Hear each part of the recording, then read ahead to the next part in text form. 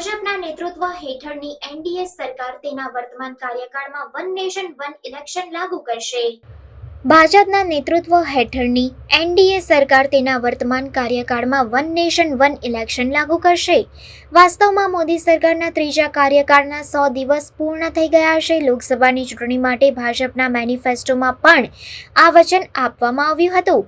આવી સ્થિતિમાં one nation one ઇલેક્શનની શું તૈયારીઓ ચાલી રહી છે? તેના પર એક સૂત્રએ કહ્યું, આ કાર્યકાળમાં જ તેને લાગુ કરવામાં આવશે.